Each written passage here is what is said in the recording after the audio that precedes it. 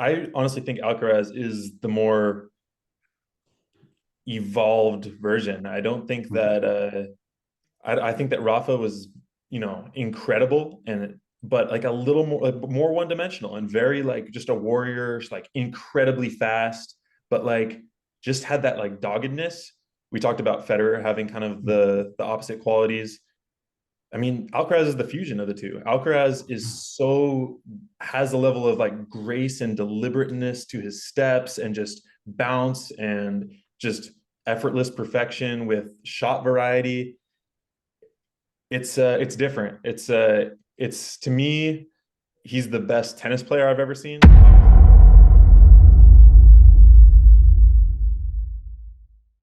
Uncle Tony and Rafa came back from the tournament, and Uncle Tony was like, "Shut it down real quick." He's like, This is the worst thing we could do right now." And then he showed Rafa this trophy, and it had all the past champions on there. And and he's like, "How many of these players went pro? How many of these players have you heard of?"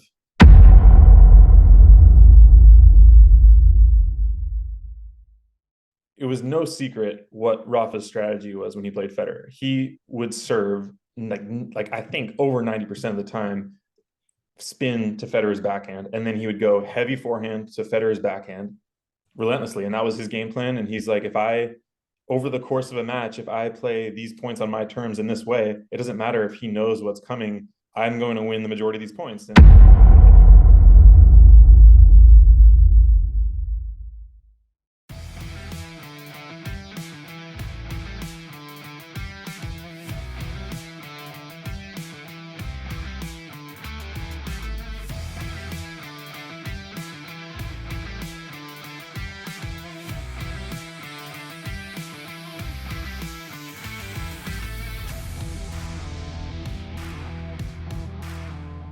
Hello, folks. I am Sifu Slim, and I am excited. I'm elated, and I'm actually winding up my grip as we speak because we've got a high-level tennis player and coach coming to us live in Santa Barbara, California. We're in the same town currently. We're probably within 8 to 10 miles, but we're on our computers because that's the modern way. You don't get together and shake hands and have to deal with the wind, the rain, bugs or whatever. You get online and you connect that way. So I'm going to bring in way too retro. way too retro. Stefan Menichella coming from Santa Barbara currently. Say hello, and Stefan, tell us a little bit about yourself. Well, hello everyone. Thank you, Sifu, for having me on. I'm really looking forward to talking with you. I'm always excited to meet people who clearly have their passion and follow it and really go deep into it and make it their life and their profession. And that's what I aspire to do. So really happy to connect with you, Sifu. And a bit about me. My background and current, past, present, future is really embedded in tennis. It's one of these sports you tend to isolate pretty young and drop everything and really try to get your prodigy on. So when I was about 8, I started playing competitive tennis every weekend and had success pretty early on. Got to number 1 in Southern California at 10 years old. Played Division 1 at Pepperdine, and got into coaching a lot after Pepperdine just due to injuries. I definitely had some healing to do holistically, primarily my shoulder.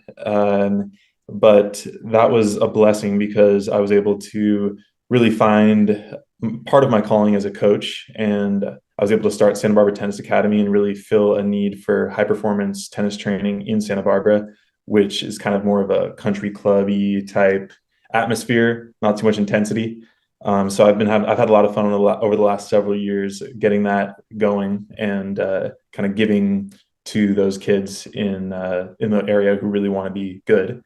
And in the meantime, I've been able to heal myself and give myself the opportunity to go on tour and achieve goals like achieving an ATP ranking. And I'm continuing to travel and compete and give myself the best opportunity at a professional career while still balancing the coaching and all areas of athletic performance that I'm interested in. So Got it. that's a good summary, I'd say. That's a great summary. I appreciate it. Stefan, I'm going to ask if you wouldn't mind looking into the camera because that's where the viewers can Yeah, see your eyes. And then secondly, do you mind if we go to the McEnroe Djokovic killer mindset video on YouTube to let's 4 check it out. minutes, 34 seconds, and we'll listen to that and maybe have some comments on it and see what we come up with. Sounds good. Let's check it I'm out. going to click on 3, 2, 1, play. Boom. That is extremely difficult to do and takes a lot of dedication. And that's why these guys have separated themselves. Those three guys, they're not only are they better than the other players, they're hungrier, they're more disciplined, and they do whatever it takes. This guy's in a hyperbaric chamber like 10 times a day or something. It's crazy what these guys are willing to do. Incredible. Yeah. Let's click it off there for a moment. We got to about 5:11 in that video. And I'm going to ask you, Stefan, for your thoughts on what McEnroe commented about the Djokovic's, the Federers, and Nadal, the commitment those guys were able to bring to the game and the longevity at such a high level, and then overcoming injuries, using the modern training methods, always evolving their game. Maybe share your thoughts on that and how it fits in with your trajectory and some of the coaching techniques that you try to implement. Yeah, well, very interesting subject, extremely complex, and also different based on those three guys. Those three guys, I think, all do it differently based on that obsession and longevity and that dominance. I think that, let's take Djokovic since he was in the video. He's known for doing everything in holistic health and performance to gain an edge. That's kind of his specialty, kind of like, I guess maybe a Tom Brady might be also kind of in that category. Yeah. But Djokovic is known for just, I mean, he's all in tennis and he loves it. And that's who he is. He's from a war-torn country, Serbia at the time. He grew up hiding in bomb shelters, playing in an empty pool. The guy is not messing around. The guy is like, I am here. I've made it here. I've known I'm going to be here since I was 7 years old or younger. And I'm not going anywhere and I'm going to be the best ever. And he's got that chip on his shoulder. And he's like, he doesn't have, I don't see him being interested in kicking it. You know, he seems like he's a man on a mission. And here he is now with 24 Grand Slams. And it doesn't look like he's going to stop anytime soon. Why don't you take us through? Let's start with Federer as the elder statesman of the three, sure. And share some of your thoughts. We, of course, can't do a full bio on these people, but one of the things I take away from Federer is that he and his coaching, he was coming up when Sampras was winding down. So Sampras was the guy that everyone said is the best of all time. When I saw Sampras in the 90s, I said, how's anybody going to break this guy's record? He's got arguably, the top 5 first and second serves of all time. He can win points on those serves, or he can come in and polish them off. He just sets himself up. So the serve is so dominant that even when he was falling on some of his ground strokes and becoming less accurate, more enforced errors, he could still win. And by holding his serve and hoping the other guy couldn't hold just one serve per set, and he could still win. So this guy was amazing. And then Federer comes along and he looks at that and he says, okay, I'm going to learn this new skill this year. 3 months later, I'm going to learn this new skill.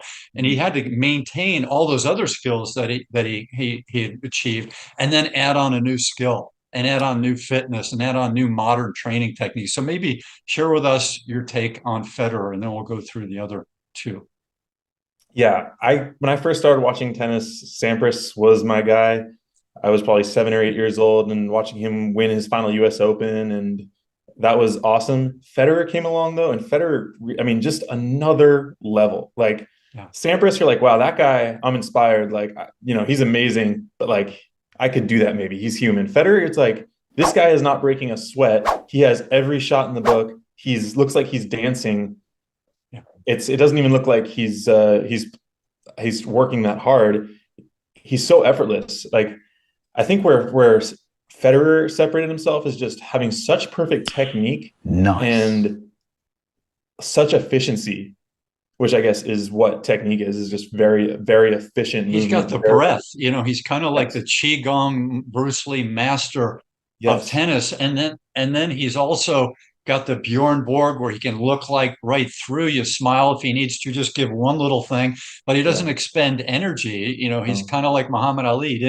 He has his balance and his parasympathetic and his sympathetic nervous system. So he maintains balance for a 4 hour match. Who else can do that? yeah, he does it so effortlessly and just he doesn't expend anything extra, like you said.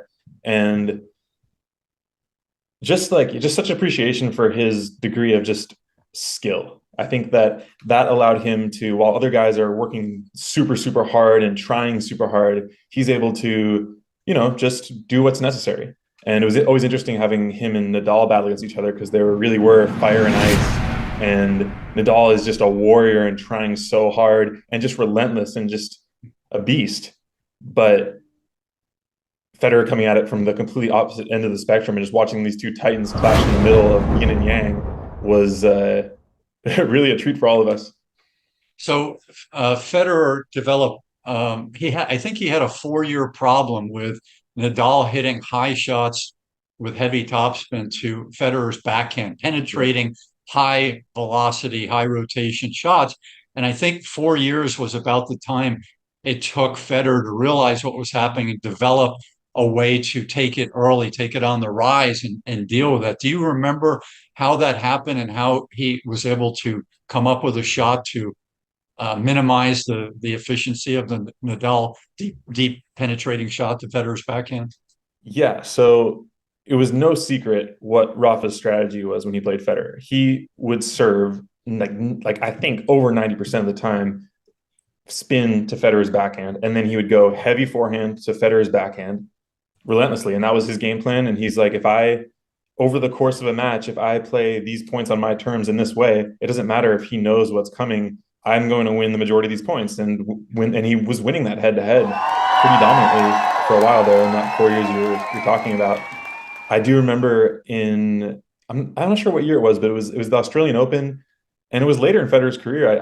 I maybe 2017, 2018, but even 2019. But it was later. It was Australian Open, and Federer came out just hitting the one-handed backhand, hitting over it and driving it and stepping into it, and just taking an aggressive approach to that heavy backhand, that heavy forehand to his backhand.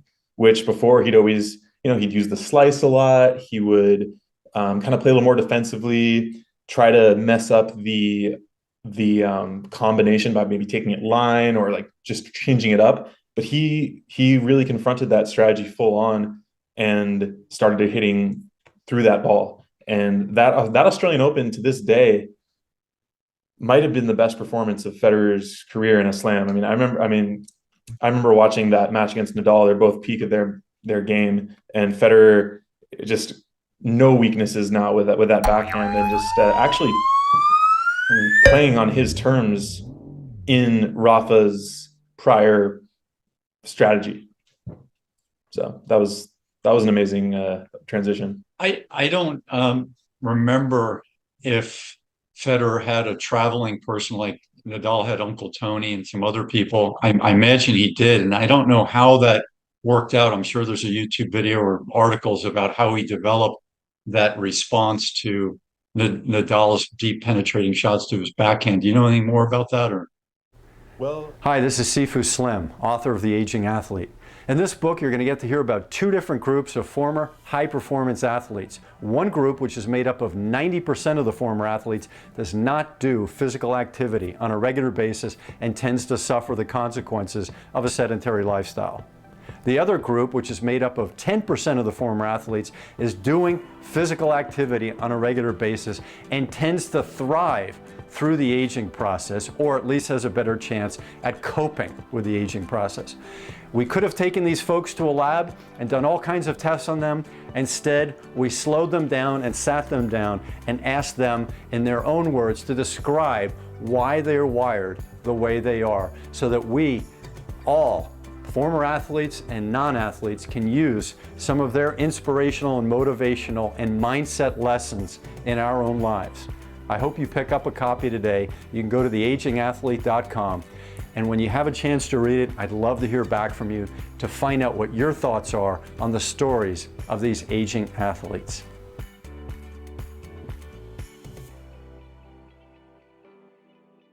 About that, or Well, I know Paul Annacone, who was Sampras's coach as well, was Federer's traveling coach for a lot of his career. And I'm not sure exactly about what the adjustment was there. I do remember hearing something about Federer like bringing a lefty junior or like a young player to Dubai with him to train.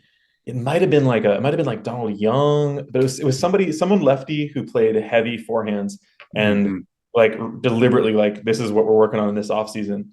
And that's the intel that I gathered from that offseason going into that Australian Open. There's Paul Annacone actually has a really good podcast with, I think his name's it's Finding Mastery. Do you know that podcast? I haven't seen it.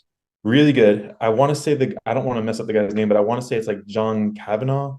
But like That sounds familiar. yeah, that podcast is really good. I've listened to a few episodes, and there was one recently with Paul Annacone that talked about coaching Sampras, coaching Federer, and like the differences, similarities. I think you'd find it really interesting. That would be fascinating for me to watch that. I enjoy both players. I did watch Sampras's speech at the Hall of Fame. I don't know if you saw that, but that's worth watching too. I think it's the Tennis Hall of Fame in New York. No, it's in Newport, Rhode Island. I've actually played a grass court national tournament there. Newport, Rhode Island. So Sampras, maybe 6-8 years ago, maybe more, was giving his speech. And during his speech, he said, I'm breaking up. He could feel his emotions rising, and he had a hard time getting through his speech, which might have been 25 or 35 minutes. But he said, I've been bottled up so long. You folks have seen me as a non-emotional player. He said, I was actually emotional, I think is the words he used, but I held it down for all of those years. And now it's coming up, because if you work your tail off and you travel all the time, and you have all these responsibilities, you've got commercials, you've got contracts assigned, you're raising a family, you've got a wife. It's just a lot of stuff. And what he did with it is he just kind of stuffed it. And then it came out during his speech. So I encourage you, Stefan, to take a look at that. I definitely will. I'll check that out. So we've got Federer. We snuck in with the three greats, and I wanted to hear your take on Nadal. I did hear one great story about Uncle Tony and Rafael as a young dude. When I don't know if it was common for Rafael, but a lot of times when somebody's 8 to 12 or even older, if you're McEnroe, there's a fair bit of racket throwing and racket breaking. And I don't know how much it happened with Rafael, but one time there was a racket abuse episode in a practice, I think it was. I'm not positive of that, but Uncle Tony took him aside and you remember the lesson that he told Rafa? Did you hear that story? No, I don't know if I remember the story. I read Rafa's book, so it might come back to me. But it might be in the book. I haven't read his book, so it was a very good lesson. And what he did is he didn't say that's the wrong thing. He showed why it didn't make sense to do that. And what he said is, you have rackets and you have a coach, and we have balls and courts and new sneakers and clothes, and you're getting fed. Imagine the person out there who wants to play tennis, the junior player who wants to play tennis, and he doesn't have those things. And maybe somebody along the way gives him one racket, 10-year-old racket, what have you. That's near and dear to him. And so you just think of that person who would love to have this racket that you're abusing right now. It doesn't make sense. And Rafael is this nice, young, athletic kid, agreed with that. And I don't know if he ever threw a racket after that, but what a great way to put it. And I use that in my own walk at age 60, or I'm about to turn 61. And, the silly things that I do based on ego or my attitude's out of control for something, I try to go back to those great lessons that coaches have and that kind of Zen masters have. Yeah. Uncle Tony has a lot of lessons in there. That Rafa book was fantastic. I was like, wow, like Uncle Tony is really the secret behind this young man's success. I mean, clearly Rafa, like absolute specimen, super dogged mentality, but like the humility that Uncle Tony really instilled. Another story where Rafa came back from winning this like Spanish championships tournament, I think in the 14 unders, maybe 16 unders, probably 14 unders. And everyone was like making a big deal about it, like his family putting up like banners at his house, and Uncle Tony and Rafa came back from the tournament, and Uncle Tony was like, shut it down real quick. He's like, this is the worst thing we could do right now. And then he showed Rafa this trophy, and it had all the past champions on there. And he's like, how many of these players went pro? How many of these players have you heard of? And it was very few. Yeah. And Rafa's like, he's like, you have a lot of work to do. Like, you're else, this is the job is nowhere near finished. It's not time to look back and appreciate what you did right now. This is just the beginning. Let's develop. And I mean, how rare. I've never heard of anything like that. Like, it's so common to just, celebrate. Yeah, you won the tournament, celebrate. But like the perspective and understanding what the goal is. And yeah, definitely Uncle Tony has that Zen master quality. Stefan, we were talking about the three greats with the Grand Slams. A couple other people creep in here naturally. So I was talking to a friend of mine who's a tennis pro in Mexico, and I said, when I saw Alcaraz play a long final and win, was it Wimbledon this past year? Yes.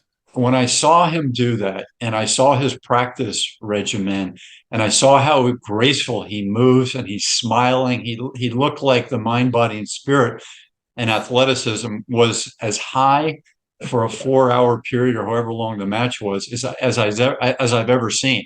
Yeah. And he said, don't get too caught up in that. He says, watch Nadal in his early days, and you'll see very similar things. And I don't know if he felt Nadal was even more impressive, but he said you can't say that Alcaraz right now is the guy that's impressed you the most, because if you watch Nadal when he was 19, you'll see the same things in a strong, graceful, killer instinct athlete. So share me some thoughts about Alcaraz versus Nadal, and what's happening with these. The young Nadal versus the young Alcaraz.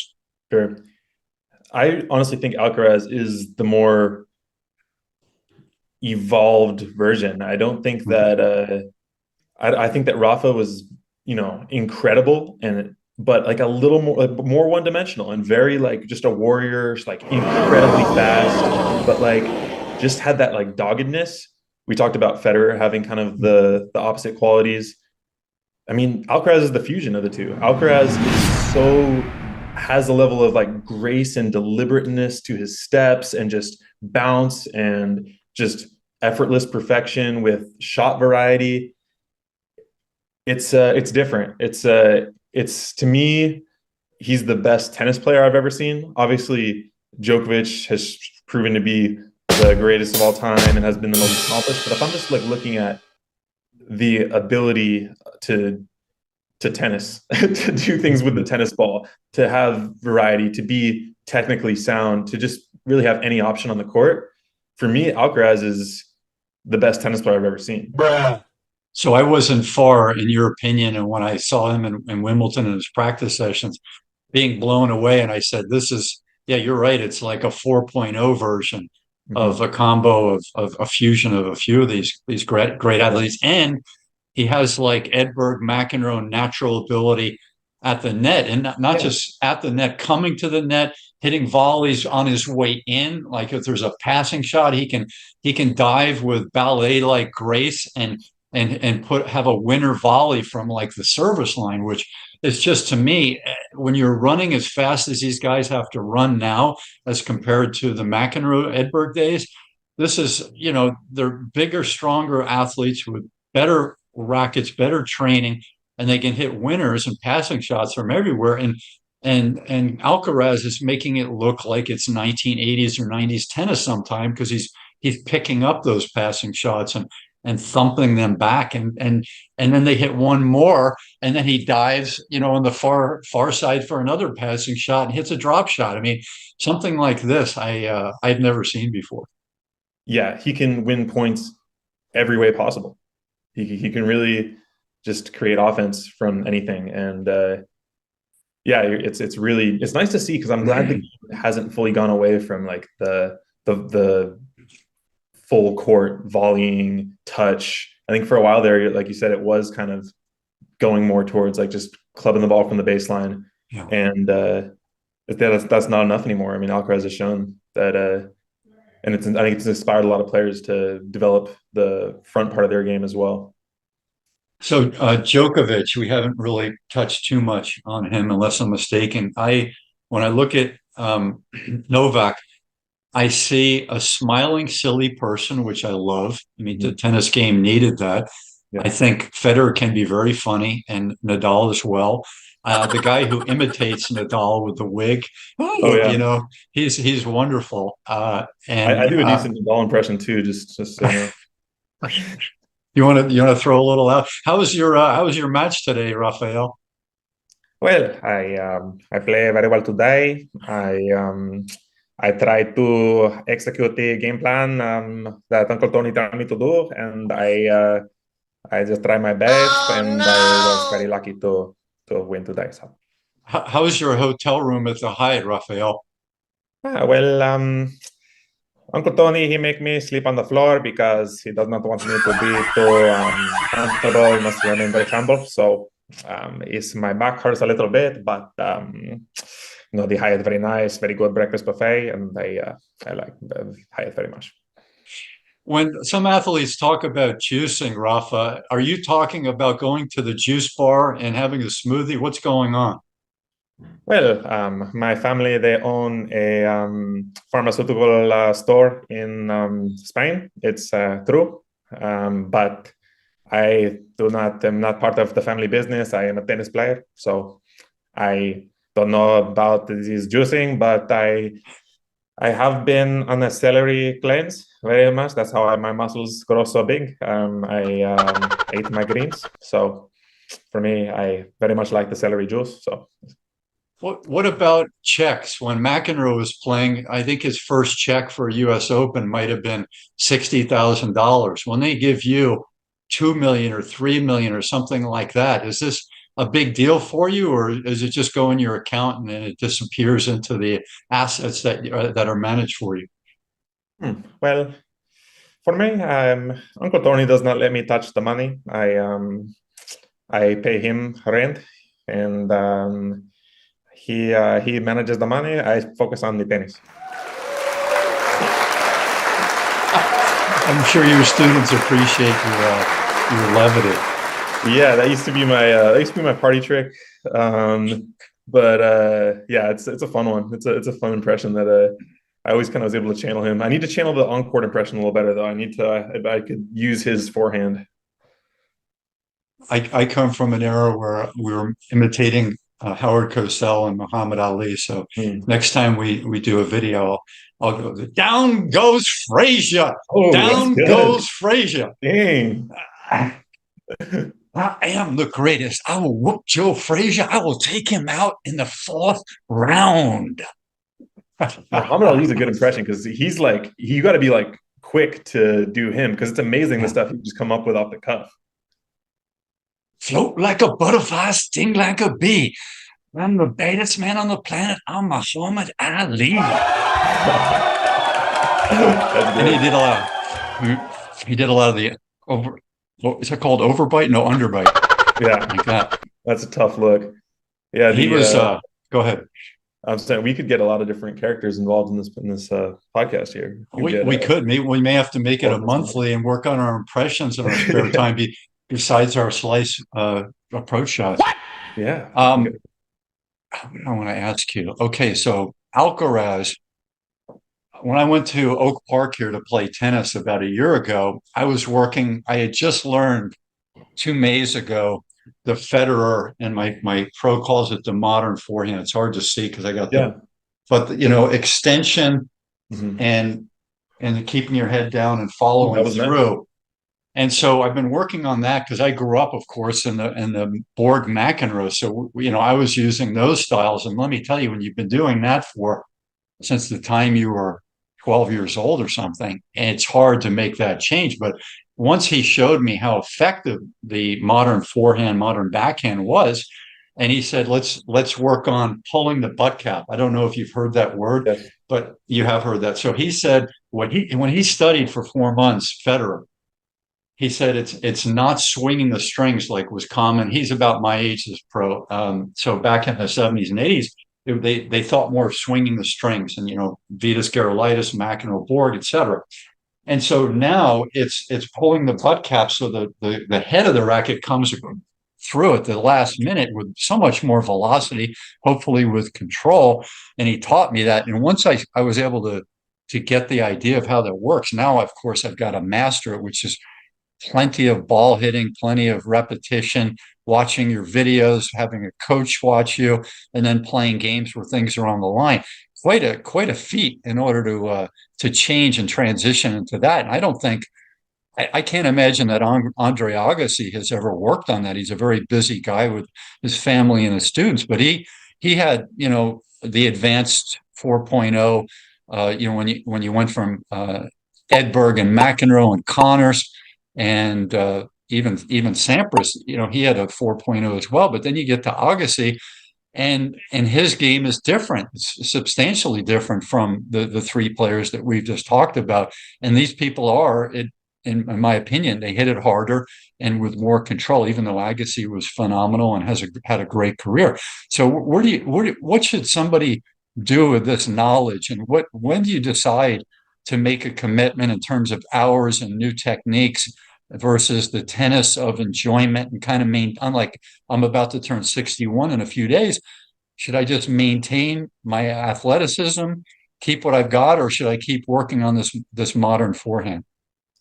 That's a good question. And judging by that shadow swing you gave me, it looked like you are getting it down pretty well. I think that there's a lot. You could go into so much nuance with strokes and focus on so many things at once. I really like to simplify the game. I think that it is worth transitioning to the modern forehand, meaning semi-Western grip, turning the shoulders, hitting through the ball with spin. I think that is the bottom line. That's what's important. When it comes to like butt cap direction and like how high your arms are, all that stuff, less important. I don't see those as fundamentals. I see them a little bit more like technical. So what I would advise is getting down like semi-Western grip versus maybe the old school is more like Eastern. Semi-Western grip, get that down. That allows you to drive through the ball with natural spin just because the angle of the racket, it's facing downward. So you create topspin without having to brush up. So then you can plow through the ball, hit it deep, penetrating, driving ball with natural topspin. So that you have to do that. Like that's necessary to change. The modern forehand also does a lot more of a turn. I see much more of a full unit turn from the lower body and the upper body, coiling the hips, coiling the shoulders. That creates space and really kinetic chain engagement. So again, like I would put that's a fundamental, got to do it. Dropping under the ball, that's also, you have to do it, especially if you have the semi-Western grip, or else you'll hit in the net because of the angle of the racket. It's going to go down. But if you're coming at that ball from underneath, then you won't hit the net. You'll actually have a very, very safe shot. It'll peak up right at the right time and dive down to the court at the right time. And then going through the ball, also like fundamental, you got to do it. You don't want to be brushing up, coming off the ball. You want to plow through it. So for me, it's the semi-Western grip, the turning, the dropping under and going through, which I would like for sure focus on. Everything else, like, yeah, if you have time, if you want, but it's really a little bit more preferential. And you can get, if we're using like a Pareto principle, I would say you get 80% from the four things that I just mentioned, if not more. So that would be my view on that. Got it. And so what I was going to share about the Alcaraz elbow is that when I was waiting for a court over at Oak Park and I was working on my game, the Federer forehand, etc., to shadow drills. I saw a father and the son. They had a tournament maybe 2 summers ago that they were getting ready for. And the father was a former NCAA player, and he looked really good. He was a gentleman in his early 50s, and he was moving well. And his son was perhaps 14, something like that. And his son had the modern game. And the father, when he came off the court, I said, "How long have you been doing the elbow up?" He said, "Well, I was doing the Federer until Alcaraz came along. And now a lot of people are doing that." And he said, "It works." And he explained why it works, how the setup works, how the turn works, the other hand on the racket head, this type of thing. And he said, he said, "It made sense to me. And I learned it very, very quickly. And I just put it in my game." So I'm thinking, oh my gosh, I don't know if I want to. He's a tennis player. I'm a fitness athlete who plays sports, but tennis is one of my main sports over the last 5 years, and was during college. Not on the team, but playing lots of tennis.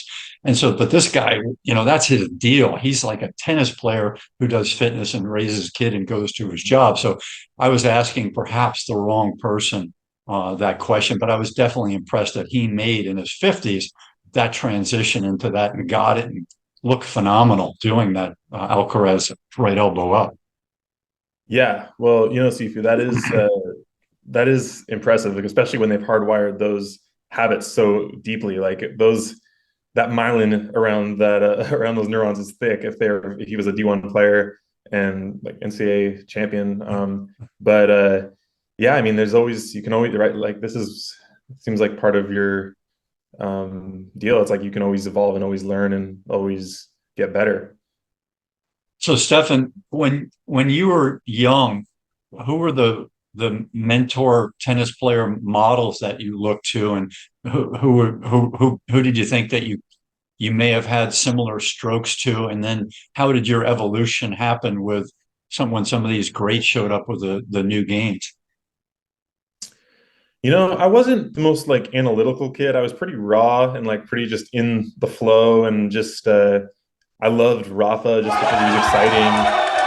But I wasn't the most like, I wasn't studying video. I was very just instinctual, and I think that was good. I think that's kind of the artist in me, but versus like the scientist aspect. I've been trying to become more into balance when it comes to my training. I do like to operate a little more on instinct, on creativity, but when it comes to refining your skill set, there is an element of analyzing and going from a place of conscious competence to unconscious competence, where you can really enjoy that flow and enjoy that mastery.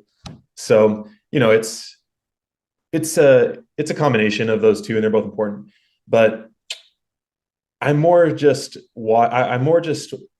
was inspired by Nadal and his fighting spirit.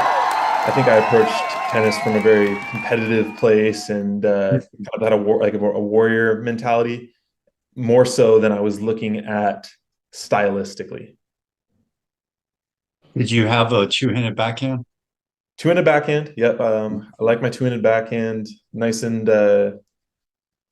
compact, hard to mess up. It's it's my shield. It's the shield. Forehand's the sword. But yeah, I've always liked the two-hander, and I'm trying to learn the one-hander though. I like to throw that in on the run sometimes. How about you? Do you have a one-hander? I have a one-handed backhand. At one point, it was more similar to McEnroe than anyone else, and now I would say it's more similar to Lendl. And I'm about 6'2", thinner than Lendl, but he was very thin. He had bigger legs than I did. Yeah. But he probably weighed something close to me I can lose weight easily. So if I train a lot or if I'm working a lot, I'll lose weight. But when my tissue is up, I can get to 175, 178. Right now, I'm probably 172. So I'm in better shape than Lendl. Currently, we're about the same age, but he's a better golfer. I think he's a zero scratch or a one handicap, and he's super competitive. Very competitive. I wouldn't win. I might win a point per set against him in tennis, yeah. But in terms of fitness, I'm more fit than he is. But when I start cracking the backhand when I'm doing drills, and I can really get into it. I would say that my backhand pop on it and depth on it is pretty good. I don't know what his velocity and rotation of the ball and all that stuff, but when I hit it, my pro says like that, he's like, holy smoke. And I'm a skinny dude, but it's 6'2" and wiry, and the turn and if you get everything right and you're in the groove, you can pop it pretty well. But doing that for 4 hours in a match competition when you've already gotten to the finals and won 6 other matches and you're traveling, that's a Lendl thing. That's not a me thing. Yeah. Funny story about Lendl. So I went to an academy down in Orange County during high school, and there was 2 main coaches, Chuck Breimer and Chris Lewis. Chris Lewis, you might remember, he made the finals of Wimbledon. Yeah. Did he play McEnroe? Yeah, good memory. Got blown out by McEnroe in the final, but like he was practicing, as I remember, 8 hours a day. Chris Lewis. So look that up. That's, he was an average talent, but he said, I'm an average talent. I'll never be a McEnroe. Yeah. The guy who wrote Winning Ugly, what's his name? Yeah, Gilbert's the same thing. He outworked a lot of these people and he outthought them. McEnroe was a natural ability who had competitive, but Chris Lewis, I believe, before that match was saying that to climb in the rankings, he was practicing 8 hours a day. Can you imagine that? Only because I've met Chris Lewis, worked, and he coached me for several years, because he was, just all business, and coached Lendl later. And he was telling me a little bit about Lendl's like competitive side and just how over the top it was, and how Lendl would look at the newspaper in the mornings and memorize all the scores of like the matches that just happened at some tournament going on in the world, and then Chris would like go get the paper later and like be looking at it, and he's like, oh, did you hear about so and so beat so and so? He's like, oh, no way. And then and Lendl would start like predicting, I bet he won like 6-3, 6-4, and he'd start just getting, and he'd get him right. And he did this for the longest time to Chris, until they finally found him out that he was preemptively memorizing the scores and then faking psychic powers. This sounds like the Agassi watching the film of Becker and figuring the tongue out about where he was going to serve. Wide. Yeah. Isn't that crazy? And he didn't tell them that until they were in their 40s, I think. Yeah, and, that's an amazing tell. Sheesh. So we should probably wind down now. We could pick this up. I'll send you an email. Maybe we could do another one in a few weeks or a month or so, and go at it again, and we'll learn some more and share some more. What do you think? Sifu, I'd love to. I could talk to you all day, and we only really got into the tennis side of this today, which is actually, I haven't talked in depth this much about tennis in a while, so that was fun. But yeah, I'd love to discuss all aspects of the athletic experience and health, wellness, performance, and we could keep going on the tennis too. I don't have a hyperbaric chamber right now, but if that helps me maintain my age 60 fitness as I roll through the next 10 years, I'll be doing the hyperbaric chamber myself. Yeah, I've done almost all of the things, but I don't have the hyperbaric passport stamp yet. I need to try that out. Have you done that?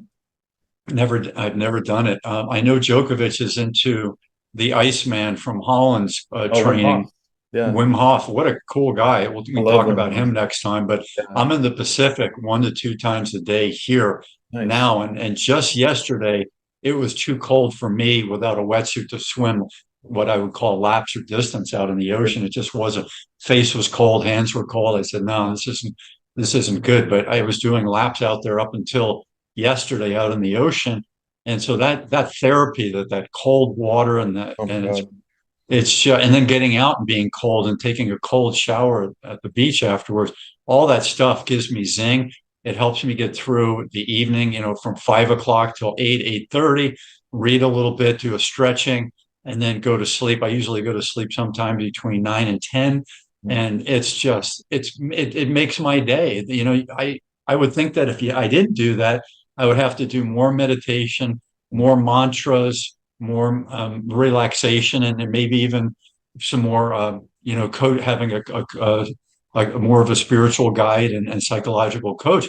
But that ocean, living in that natural existence, it does things that we all know what it does. But if you do it and you accept it, you embrace it, it's a work of magic. It really is. It's merciless and righteous, I think, as Wim Hof says. Yeah, it's a game changer. I usually this time of year it's starting to get cold again, which I'm excited about because I'm gonna start plunging in the Pacific as well. I don't usually swim. I just go in there, get cold, look at the mountains and the sunrise and just the beauty of it all, and really puts you right there. I've been doing the cold plunges at the athletic club and at Swell because they have the cold plunge, Is it and 50 degrees? What is it? it's 42 this morning. It's 42 this morning. I love just starting the day at 5:30 a.m., getting in there, and then just bouncing out of that, just ready to work out and be friendly to people and just feel very centered. And it really fills me up. I feel like everything you said there is very relatable in my experience with the cold. Are you in your 20s? I'm 28.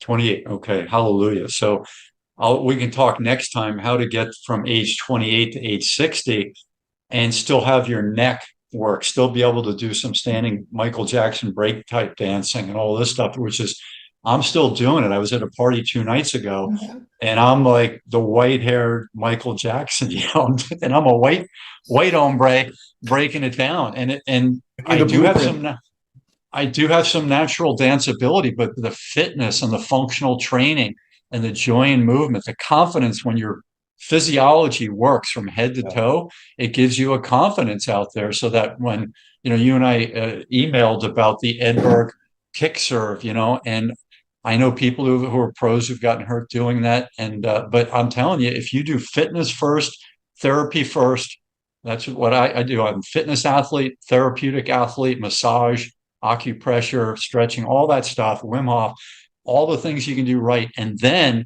I put the Edberg in there with the technical, and I see people like you, Stefan, for the coaching, and we work on that, and we don't overwork it. So it's not an hour of the Edberg stuff, but it's 15 minutes of working through that, and some shadow drills, and some, half pace drills, 40% drills just to work on that. All those sitting drills to get topspin and being on your knees, all that stuff is I think the way to go, and not the 1960s and 80s, grinding yourself down and injuring yourself. So we can talk about that next time around. What do you think?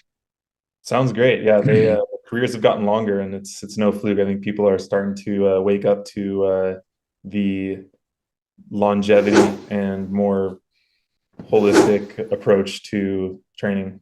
So I'm looking forward to discussing more. What is your website, Stefan?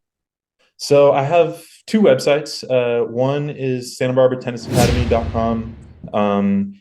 It's players are welcome to sign up on there and come out for a free session. We do our academy groups at UCSB rec courts. There is a level. There's a level you have to be at. You have to be a tournament player, and usually about 2.5 or up UTR. But yeah, you can get in touch with me on SantaBarbaraTennisAcademy.com or also on Tautropic.com, which is my brand, Total Athlete Optimization, which is a supplement company and is being built right now with developing a media presence. So hopefully I'll have more for you on that next time. You could do your own Nadal commercial for your product. What do you think? I don't think he'll sue me. I think he's got enough. I think Uncle Tony and him have enough money. I think they'll be all right. Good, my brother. I appreciate it. And I'll send you an email. We'll go from there. And big aloha. Thank you, Sifu. Have a great day, and jump in that ocean again one more time for me. I shall. So anybody viewing this, please give us a thumbs up, like, and consider subscribing, and leave your comments down below, and we will answer any questions that come in. Aloha and be well, everybody.